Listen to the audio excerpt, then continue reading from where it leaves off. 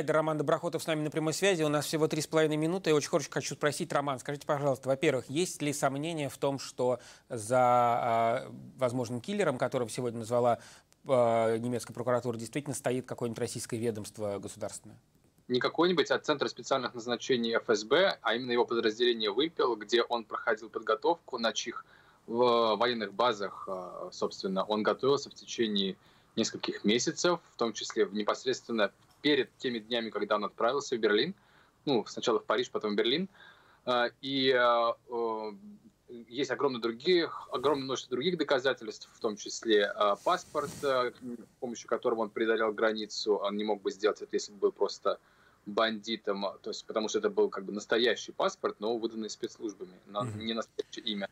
Тогда вопрос. Я не знаю, конечно, можем ли мы об этом рассуждать, но давайте попробуем. А может ли эта история после такого вот прямого указания немецкой прокуратуры на то, что это вот российское ведомство, быть похожей на дело Скрипалей с санкциями и всеми неприятностями, которые потом могут последовать для России или нет?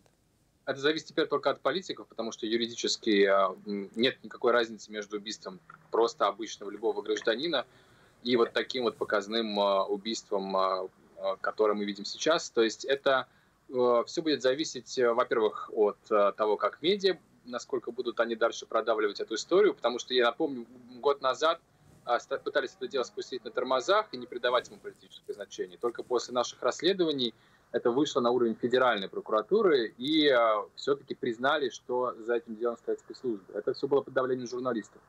Если дальше общество журналисты будут давить, то, видимо, будут политические последствия, потому что, все-таки я не представляю, как это можно теперь спустить на тормозах, потому что Кремль все-таки должен ответить, что произошло, да, почему их агент совершает убийство в Берлине, неважно в данном случае террорист, никакого отношения к терроризму Хангашвили не имел, но неважно даже.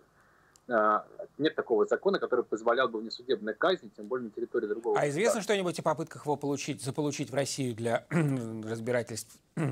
Известно, что было обращение со стороны России, известно, что Германия хотела получить какие-то основания для этого, но никаких оснований, в том числе о его причастности к терактам, о его причастности к исламскому подполью, не было предоставлено и не могло быть предоставлено, потому что Хангашвили, вообще грузин, жил в Грузии, сотрудничал с грузинскими спецслужбами, и он не имел и никогда не мог иметь никаких отношений с настоящим исламским фундаментализмом, исламским подпольем. Поэтому это все полный бред, в том числе о его причастности к терактам и так далее. Нет, во время Чеченской войны, конечно, да, но тогда давайте и Кадырова называть полевым командиром, и всех остальных, кто там воевал. Да? Но с окончания Чеченской войны он уже никакого отношения к такого рода боевым действиям уже не имел. Как вы думаете, что может быть с Красиковым, которого, кстати, установить удалось благодаря расследованию инсайдера вашего издания?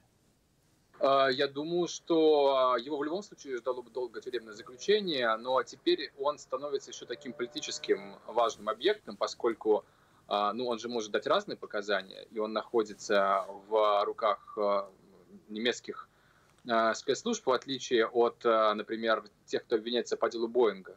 Поэтому, конечно, здесь есть интрига. Я, правда, уверен, что он не будет давать такие показания. Все-таки там это Германия, никто выбивать из него их тоже не будут, видимо. Да, Роман, но это увидим на суде уже теперь, который, вероятно, будет публичным. Будем следить. Роман Доброхотов был с нами на связи. Спасибо большое.